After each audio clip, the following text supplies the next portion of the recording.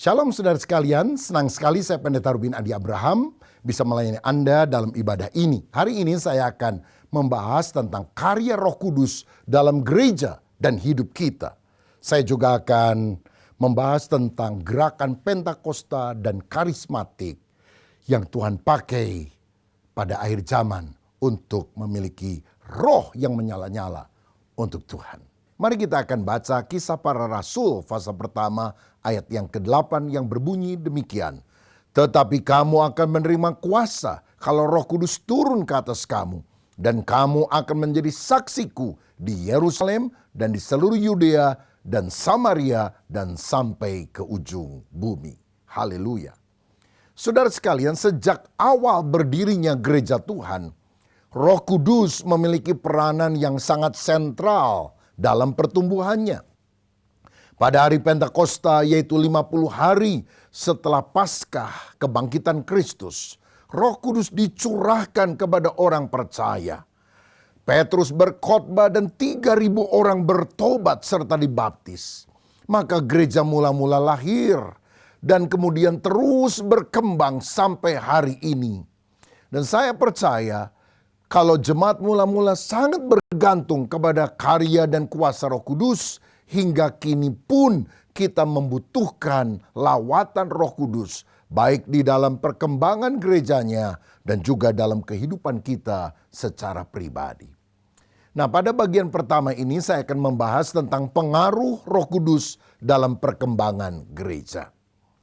Yang pertama, di abad pertama hingga abad yang kelima, ini zaman gereja perdana, hari Pentakosta terjadi dan Kisah Rasul 2 ayat 1-4 menunjukkan peristiwa itu. Dikatakan demikian, ketika tiba hari Pentakosta semua orang percaya berkumpul di satu tempat. Tiba-tiba turunlah dari langit suatu bunyi seperti tiupan angin keras yang memenuhi seluruh rumah di mana mereka duduk. Dan tampaklah kepada mereka lidah-lidah seperti nyala api yang bertebaran dan hinggap pada mereka masing-masing. Maka penuhlah mereka dengan Roh Kudus, lalu mereka mulai berkata-kata dalam bahasa-bahasa lain seperti yang diberikan oleh Roh itu kepada mereka untuk mengatakannya. Saudara sekalian, dari sejak awal pertumbuhan dari gereja di atas muka bumi ini, Roh Kudus memberikan karunia-karunia rohaninya untuk mengembangkan gereja. Termasuk bahasa roh, buatan, kesembuhan ilahi, dan sebagainya. Bahkan fenomena ini umum terjadi dalam gereja mula-mula. Misalnya kita bisa lihat dalam 1 Korintus pasal 12 hingga 1 Korintus 14. Tulisan Paulus tentang fenomena Roh Kudus dan karunia-Nya dalam jemaat. Nah, selanjutnya bapak-bapak gereja mencatat keberlanjutan karunia roh ini di dalam perkembangan gereja. Yang saya maksudkan dengan bapak gereja bukan 12 rasul, tapi para teolog dan penulis Kristen yang dihormati pada abad-abad awal kekristenan. Mereka yang melanjutkan tradisi iman yang telah diwariskan oleh para rasul ini. Antara lain adalah Polikarpus yang menjadi uskup agung di Smyrna. Dia adalah murid daripada Rasul Yohanes. Saudara, Polikarpus mengalami dan mengajarkan tentang karunia-karunia roh dalam kehidupan jemaat. Selanjutnya Irenaeus yang adalah murid Polikarpus dan juga Justinus Martir yang hidup tahun 100 sampai 165 Masehi, menyatakan bahwa orang Kristen masih melakukan pengusiran roh jahat, kesembuhan ilahi, bahkan membangkitkan orang mati setelah para rasul meninggal dunia semuanya. Karunia Allah itu tetap berlanjut. Termasuk juga nubuatan serta berbicara dalam berbagai-bagai bahasa atau bahasa roh.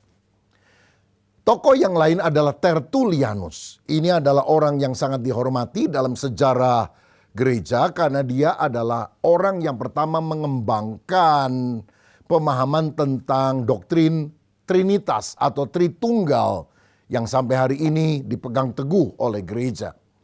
Tertullianus juga berbicara tentang adanya manifestasi Roh Kudus dalam gereja pada masa hidupnya. Dia bilang beberapa orang Kristen mengalami penglihatan dan nubuatan pada saat berdoa. Mereka juga mengalami mujizat penyembuhan dan pengusiran setan sebagai bukti kuasa Allah tetap berkarya bahkan setelah para rasul meninggal dunia. Tertullianus adalah orang yang mendukung gerakan Montanisme yang menghidupkan kembali karunia Roh Kudus yang tampaknya mulai berkurang dalam gereja secara umum pada waktu itu. Orang lain adalah Origenes. Dia adalah pemimpin gereja dari Alexandria, Mesir. Hidup tahun 185 sampai 254 Masehi atau abad 3. Dia berkata bahwa meskipun karunia mujizat mungkin berkurang dibandingkan zaman para rasul, namun karunia-karunia rohani seperti penyembuhan dan pengusiran roh jahat masih terjadi di antara orang-orang percaya yang hidup dalam kekudusan dan doa. Jadi ketika orang percaya hidup kudus, hidup dalam doa, manifestasi Roh Kudus itu masih terjadi. Ada seorang teolog yang ternama, namanya Agustinus dari Hippo, tahun 354 sampai 430 Masehi, berarti memasuki abad yang kelima. Pada awalnya dia skeptis, kurang percaya terhadap karunia-karunia rohani dari Roh Kudus. Namun pada akhir hidupnya Agustinus mengakui keberadaan mujizat dan karunia Roh Kudus dalam gereja. Misalnya dalam karyanya The City of God, dia menulis bahwa mujizat-mujizat masih terjadi dan merupakan bagian dari pengalaman gereja. Nah, saya menyampaikan ini supaya saudara tahu bahwa dari abad pertama, kedua, ketiga, keempat, kelima, karya Roh Kudus itu masih nyata dan dicatat oleh para tokoh-tokoh Kristen yang berpengaruh. Ini menunjukkan bahwa karya Roh Kudus tidak berhenti. Apalagi seperti yang dipahami oleh kaum sesasionis bahwa karunia Roh Kudus termasuk bahasa roh, nubuat, kesembuhan sudah lenyap dengan meninggalnya para rasul. Ternyata di dalam catatan sejarah pandangan sesasionis ini tidak benar.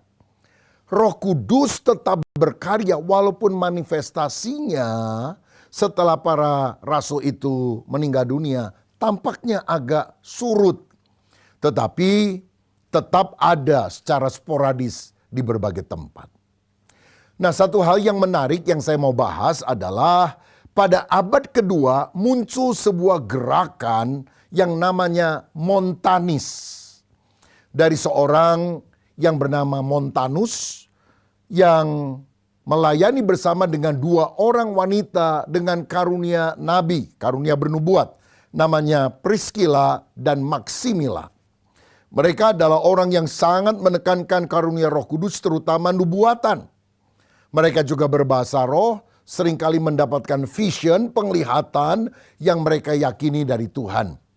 Dan kelompok Montanis ini menekankan hidup dalam kesucian, termasuk berpuasa panjang dan larangan menikah bagi beberapa orang. Jadi ini kelompok yang sangat asketis, askese, mematikan keinginan daging supaya hidup suci karena mereka percaya bahwa Tuhan Yesus akan segera datang kembali pada waktu yang tidak kita duga. Maka kita harus mempersiapkan diri dalam hidup di dalam kekudusan. Saudara-saudara, memang pada akhir abad yang kedua, gerakan Montanis ini dipandang ekstrim oleh gereja pada umumnya. Bahkan konsili gereja Konstantinopel yang pertama tahun 381 Masehi, artinya abad keempat, secara resmi menetapkan Montanisme sebagai sekte atau ajaran sesat. Tetapi kita harus melihat bahwa munculnya Montanisme dengan menekankan hidup saleh, karunia Roh Kudus, walaupun pemahaman teologi mereka mungkin agak melenceng, ekstrim. telah membuka kesadaran awal bahwa Roh Kudus bukan sekedar doktrin yang kita percaya dengan akal kita, tetapi dia adalah pribadi yang tetap bekerja dalam kehidupan gereja dan juga menunjukkan bahwa karunia Roh terus berlanjut setelah zaman para rasul. Nah, beberapa orang di kemudian hari menghubungkan fenomena montanisme ini dengan munculnya gerakan Pentakosta dan karismatik pada abad yang ke-20. Yang dalam beberapa hal menunjukkan memang ada kesamaan ciri. Namun tentu ada perbedaan yang mencolok. Nanti kita akan bahas. Yang kedua, dalam perkembangan sejarah gereja, abad pertengahan hingga masa reformasi, abad ke-16. Muncul nama Fransiskus dari Asisi, abad 13. Dia seorang biarawan Katolik yang hidup saleh dan memilih hidup dalam kemiskinan. Ternyata dia mengalami berbagai pengalaman rohani yang luar biasa yang dia tulis di dalam bukunya. Dia dikenal sebagai orang yang pertama menerima stigmata, yaitu luka di tubuh yang menyerupai luka-luka Yesus di kayu salib. Ini kira-kira 2 tahun sebelum kematiannya. Tiba-tiba setelah dia berdoa sungguh-sungguh, dia mendapati ada luka-luka seperti yang dialami oleh Yesus. Pada tangannya, pada kakinya, pada lambungnya, pada kepalanya seperti bekas diberi mahkota duri. Dan seperti orang yang dicambuk pada tubuhnya. Dan ini sesuatu yang supranatural, yang mengherankan. Dan kejadian ini adalah hal yang pertama dicatat dalam sejarah Kristen, di mana seseorang mengalami fenomena tersebut. Dan banyak orang percaya meyakini itu menunjukkan persatuan yang sangat mendalam antara Fransiskus Asisi dengan penderitaan Kristus. Nah, Fransiskus Asisi juga seringkali dipakai oleh Tuhan untuk menyembuhkan orang sakit dengan doa dan sentuhannya. Dia tumpangkan tangan, orang sakit menjadi sembuh. Dia juga menerima penglihatan, vision tentang panggilannya untuk memperbarui gereja dan sering bernubuat tentang masa depan. Jadi lihat, sampai pada abad ke-13 dalam gereja Roma Katolik ada orang yang dipakai dengan karunia rohani yang sangat luar biasa. Bahkan sampai hari ini Ordo Fransiskan itu melayani dengan sungguh-sungguh. Dan beberapa di antara mereka bahkan menjadi paus yang sangat dihormati. Saudara-saudara, berikutnya ada gerakan Anabaptis abad 16. Ini adalah bagian daripada reformasi Protestan yang dimulai oleh Martin Luther tahun 1517. Yang sangat menekankan baptisan untuk orang dewasa, bukan untuk anak-anak. Baptisan juga dilakukan dengan cara penyelaman, bukan percik. Gerakan Anabaptis ini juga sangat menekankan kehidupan kudus, holiness. Mereka mengalami karunia Roh Kudus termasuk bernubuat, berbahasa roh, dan juga kesembuhan ilahi. Kelompok lain yang kita lihat dalam sejarah juga mengalami lawatan Roh Kudus adalah Quakers, yang didirikan oleh George Fox pada abad ke-17. Mereka mengajarkan hidup sederhana dan meyakini bahwa orang percaya dapat mengalami kehadiran Roh Kudus secara langsung dan percaya bahwa Tuhan masih berbicara melalui nubuat. Perjumpaan dengan Roh Kudus itu seringkali menyebabkan orang Quaker ini bergetar. Karena itulah mereka disebut sebagai Quakers. Artinya orang yang suka bergetar. Karena apa? Ada lawatan Roh Kudus yang mereka alami di dalam kehidupan. Ini sesuatu yang fenomenal sebetulnya. Nah, berikutnya yang ketiga kita melihat kebangunan rohani awal antara tahun 1700 sampai 1800 Masehi. Salah satu tokoh yang ternama adalah John Wesley. Dia adalah pendiri dari gereja Metodis. Dia adalah seorang penggerak daripada Holiness Movement, gerakan kekudusan. Kalau Martin Luther menekankan tentang iman orang diselamatkan bukan karena perbuatan baik, tapi karena iman. Kemudian datanglah John Wesley melengkapi bahwa orang yang beriman harus menunjukkan imannya dalam perbuatan baik, yaitu dalam kekudusan. Saudara-saudara, John Wesley ini mengalami kepenuhan Roh Kudus yang menghasilkan revival, kebangunan rohani besar, baik di Inggris maupun di Amerika Serikat. Dan bahkan the Great Awakening yang terjadi di Amerika Serikat yang memunculkan banyak hamba-hamba Tuhan yang dipakai oleh Allah di sana, itu juga terpengaruh oleh gerakan rohani yang terjadi di Inggris yang diawali oleh John Wesley. Berikutnya ada revivalist seperti Charles Finney tahun 1800-an mengajarkan tentang baptisan dalam Roh Kudus yang membawa kuasa untuk pelayanan. Saudara, di dalam pelayanan Charles Finney ini banyak sekali mujizat dilakukan karena dia menekankan power of the Holy Ghost, kuasa oleh Roh Kudus yang menyebabkan tanda-tanda ajaib, mujizat heran yang luar biasa. Yang keempat adalah gerakan Pentakosta dan karismatik tahun 1900-an hingga kini. Jadi awal abad 20 sampai sekarang abad 21. Dalam pengalaman itu muncul nama Agnes Ozman yang tahun 1901 tanggal 1 Januari didoakan oleh Charles Parham di sekolah Alkitab Bethel di Topeka, Kansas. Dan dia menjadi salah satu orang pertama yang mengalami bahasa roh dalam konteks kebangunan rohani modern yang menandai awal dari gerakan Pentakosta. Tapi perkembangan pesat dari gerakan Pentakosta ini terjadi setelah revival yang berlangsung di Azusa Street atau Jalan Azusa di Los Angeles tahun 1906 hingga tahun 1909 dan selanjutnya. Yang dipimpin oleh seorang hamba Tuhan berkulit hitam namanya William Seymour. Kebangunan rohani ini menyebarkan pengalaman baptisan Roh Kudus dengan tanda awal berkata-kata dalam bahasa roh. Yang akhirnya itu menjalar ke seluruh dunia. Dan banyak orang di berbagai belahan dunia menerima baptisan Roh Kudus dan juga berkata-kata di dalam bahasa roh. Bahkan saudara perlu ketahui bahwa organisasi gereja yang besar yang lahir dari gerakan ini antara lain Church of God, Gereja Tuhan, tahun 1906 yang bekerja sama dengan Gereja Bethel Indonesia. Kemudian Assemblies of God tahun 1914 di Indonesia menjadi Gereja Sidang Jemaat Allah.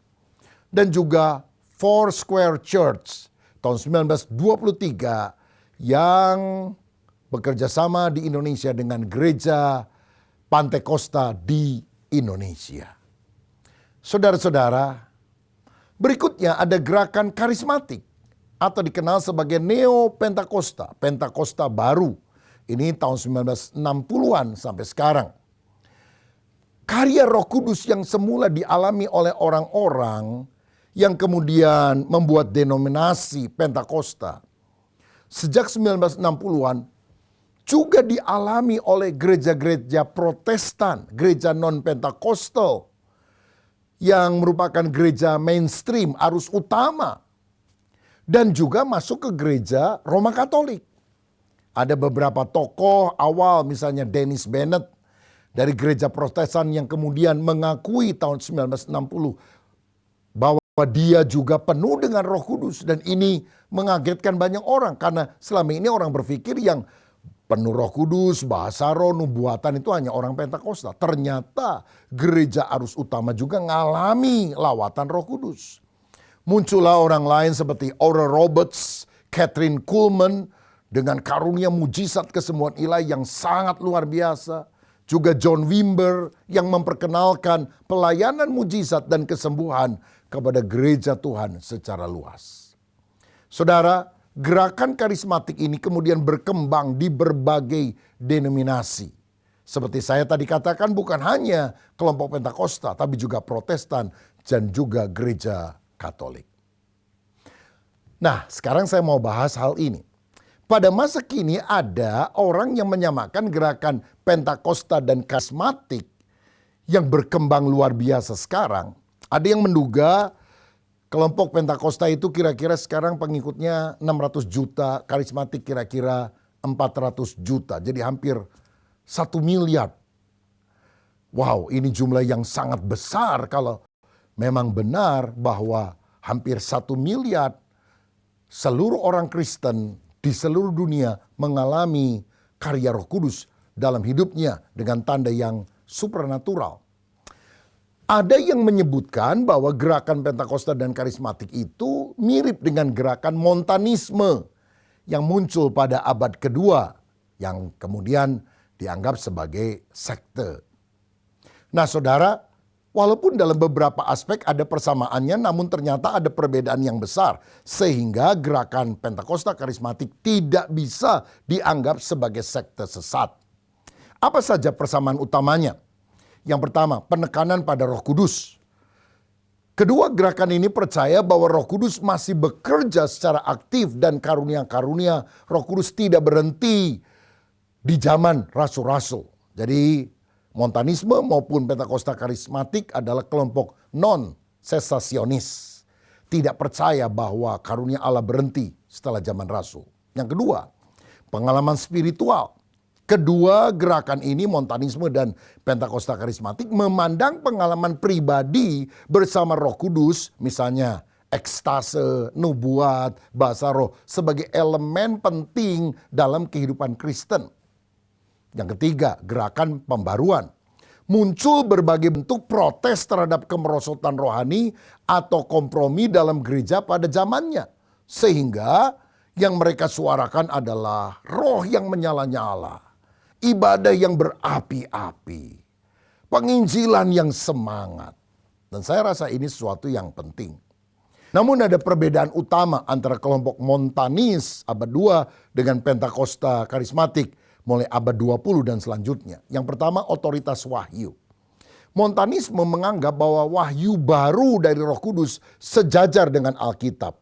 Bahkan bisa mengungguli ajaran gereja rasuli. Sebaliknya, kelompok Pentakosta dan karismatik menekankan bahwa segala nubuat dan pengalaman rohani harus diuji dan tunduk pada Alkitab. Tidak boleh bertentangan, tapi harus selaras. Yang kedua, keterlibatan dalam gereja umum. Montanisme cenderung eksklusif, menarik diri dari struktur gereja ortodoks. Sedangkan gereja Pentakosta karismatik banyak diantaranya yang tetap dalam denominasi utama gereja mainstream atau membentuk denominasi baru namun secara sah. Sehingga bisa melayani berdampingan dengan gereja yang sudah lebih established. Yang ketiga, pendekatan terhadap nubuat dan bahasa roh. Montanisme menganggap bahwa nubuat dianggap mutlak dan langsung dari Roh Kudus tanpa koreksi. Sedangkan kelompok Pentakosta dan karismatik menganggap nubuat bisa salah. Karena itu perlu diuji dan tidak boleh bertentangan dengan firman Allah. Saya percaya gerakan Pentakosta dan karismatik lebih alkitabiah dan lebih sehat jauh daripada gerakan Montanisme. Tetapi intinya gerakan Pentakosta karismatik menghidupkan kembali semangat kebangunan rohani dan pengalaman ilahi dalam kekristenan modern. Serta mendorong pelayanan kesembuhan, misi, dan komunitas penyembahan yang hidup. Sekarang bagian yang kedua, pengaruh positif gerakan Pentakosta karismatik. Yang pertama, dalam gereja munculnya pujian dan penyembahan yang dinamis. Sehingga gereja itu tidak kaku, tapi orang bergairah memuji menyembah Allah. Dan dalam liturginya ada waktu untuk memberikan penyembahan secara spontan kepada Allah. Termasuk berbahasa roh. Bukan untuk diartikan bagi orang banyak, tapi sebagai bahasa doa, bahasa penyembahan kepada Allah untuk membangun diri. Juga ada penekanan yang kuat pada doa dan kuasa Allah dalam kehidupan sehari-hari. Termasuk meyakini pelayanan kesembuhan dan melakukannya di dalam ibadah. Yang kedua, dalam pelayanan, penginjilan dan misi yang agresif dan masif. Juga pemuridan berbasis kuasa Roh Kudus. Saudara-saudara, penuntasan amanat agung sangat ditekankan oleh kelompok Pentakosta dan karismatik. Tidak mau hanya sekedar menjadi orang Kristen nominal, tapi benar-benar menjadi orang yang menjangkau banyak jiwa, bersaksi tentang Yesus. Sehingga kalau kita lihat kebaktian kebangunan rohani di lapangan-lapangan, di tempat-tempat yang besar dengan ribuan, puluhan ribu orang sekali datang, ratusan ribu kadang. Itu biasanya dilakukan oleh kelompok Pentakosta dan karismatik. Yang ketiga, dalam masyarakat luas, transformasi sosial melalui nilai-nilai Kristen, gerakan pelayanan kasih seperti membantu orang miskin, membuat panti rehabilitasi narkoba, dukungan bagi keluarga yang bermasalah, adalah hal yang umum yang dilakukan oleh gereja Pentakosta karismatik.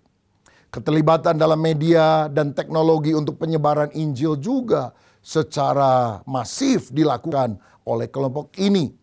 Karena meyakini Injil akan diberitakan menjadi kesaksian bagi semua bangsa, baru setelah itu tiba kesudahannya. Gerakan Pentakosta dan karismatik telah membawa kebangunan besar dalam gereja dan memiliki dampak positif di dunia. Hal ini menunjukkan bahwa Allah tetap bekerja secara supranatural untuk membangun gerejanya dan menjangkau dunia dengan kasih dan kuasanya. Haleluya. Yang terakhir, yang ketiga, pengaruh Roh Kudus bagi iman kita di masa kini. Apa karya Roh Kudus yang harus kita alami secara pribadi? Yang pertama, karya Roh Kudus seharusnya membangkitkan kerinduan kita akan Tuhan. Penjelasan yang saya jabarkan di atas telah menunjukkan bahwa Tuhan tetap bekerja pada masa kini melalui Roh Kudus-Nya, bahkan di sepanjang sejarah. Dan pada saat ini kita juga bisa mengalami kuasanya. Saya mengalami kelahiran baru, dijamah oleh Tuhan. Dari orang Kristen KTP, Kristen tanpa pertobatan, jadi sungguh-sungguh bertobat, cinta Tuhan. Itu karena karya Roh Kudus. Saya juga pernah minta didoakan supaya saya menerima baptisan Roh Kudus. Waktu itu saya masih SMP. Seorang hamba Tuhan dari luar negeri berdoa menumpangkan tangan. Dan tiba-tiba Tuhan memberikan bahasa roh untuk saya mengucapkannya. Dan gairah hati untuk melayani itu ada sampai hari ini. Sampai sekarang jadi hamba Tuhan itu karena karya Roh Kudus yang saya alami. Karya Roh Kudus yang melahirkan baru. Karya Roh Kudus yang membaptis saya dengan Roh Kudus dan memberikan kuasa untuk pelayanan. Yang kedua, meneguhkan iman bahwa karunia Roh Kudus masih berlaku. Manifestasi dari karunia Roh Kudus bukan hanya terjadi di zaman Alkitab, tetapi berlanjut dalam berbagai generasi. Yesus tetap sama dulu, hari ini, sampai selamanya. Karena itu kita juga percaya mujizat, percaya kesembuhan ilahi. Kita juga berdoa untuk orang-orang yang sakit. Kita percaya bahwa Allah bisa melakukan tanda-tanda ajaib dan mujizat besar. Dan itu mengokohkan iman kita. Yang ketiga, Roh Kudus mendorong kita untuk hidup dalam kekudusan dan doa. Orang-orang seperti Fransiskus dari Assisi dan para Quaker mengajarkan pentingnya hidup dalam hubungan yang mendalam dengan Tuhan. Kita juga hari-hari ini harus hidup intim dengan Tuhan, akrab dengan Dia. Supaya kerinduan pada hal duniawi itu makin sirna diganti dengan kerinduan akan hal-hal ilahi. Kiranya itu juga ada dalam hidup saya dan saudara. Yang keempat, mengobarkan semangat penginjilan dan pelayanan. Seperti gerakan Montanis, Anabaptis, juga gerakan Pentakosta dan karismatik di masa kini mendorong kita untuk membawa kuasa Tuhan ke dalam dunia. Matius 28, Yesus bicara soal amanat agung. Pergilah, jadikan semua bangsa muridku, baptislah dan ajarlah mereka. Saudara, kita harus melakukan pekabaran Injil. Bersaksi kepada keluarga, bersaksi kepada teman-teman. Supaya mereka beriman kepada Yesus. Gerakan misi harus kita lakukan sampai ke ujung bumi. Termasuk penanaman gereja-gereja baru. Karena penanaman gereja adalah metode penginjilan yang paling efektif di bawah kolong langit ini. Kita harus terlibat dalam PI dan misi. Yang kelima, menyadarkan kita akan kedatangan Kristus. Seperti Montanis dan juga banyak kelompok lain yang sangat menekankan persiapan untuk menantikan kedatangan Kristus kembali. Kita juga pada masa kini diingatkan untuk selalu berjaga-jaga, berdoa, dan menyambut kedatangannya. Tanda-tanda zaman sudah sangat nyata. Peperangan di mana-mana, gempa bumi di mana-mana, munculnya ajaran-ajaran sesat di mana-mana. Saya percaya tidak lama lagi Tuhan Yesus akan datang. Karena itu mari kita bersiap. Bukan seperti 5 gadis yang bodoh, tapi seperti 5 gadis yang bijaksana. Yang selalu memiliki pelita yang menyala dan minyak yang siap. Sehingga hidup kita selalu dipenuhkan dengan Roh Kudus dan berkobar bagi Dia. Saudara, sejarah gereja menunjukkan bahwa Roh Kudus tetap bekerja, membangkitkan gereja dan juga individu-individu yang haus akan kehadirannya.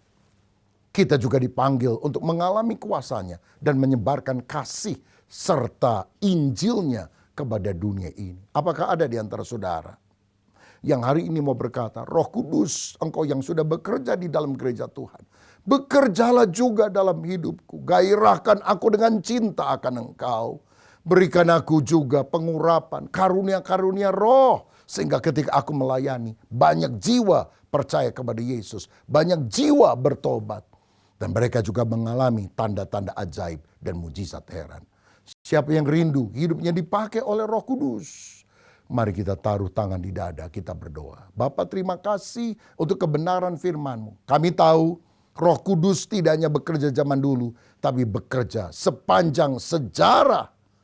Dan karena itu ya Roh Kudus, bekerjalah juga dalam hidup kami sekarang dan seterusnya. Jamah setiap anak-anak-Mu yang merindukan dilawat oleh Roh Kudus, yang menaruh tangan di dada. Dalam nama Yesus penuhlah dengan Roh Kudus. Dalam nama Yesus biarlah hatimu berkobar dengan kuasa Allah. Dan kau juga mengalami karunia-karunia Roh Kudus yang telah terjadi pada zaman rasul-rasul sepanjang sejarah gereja pada masa kini, bahkan sampai kedatangan Kristus kali kedua. Berkat atas kami dalam nama Tuhan Yesus. Haleluya. Amin.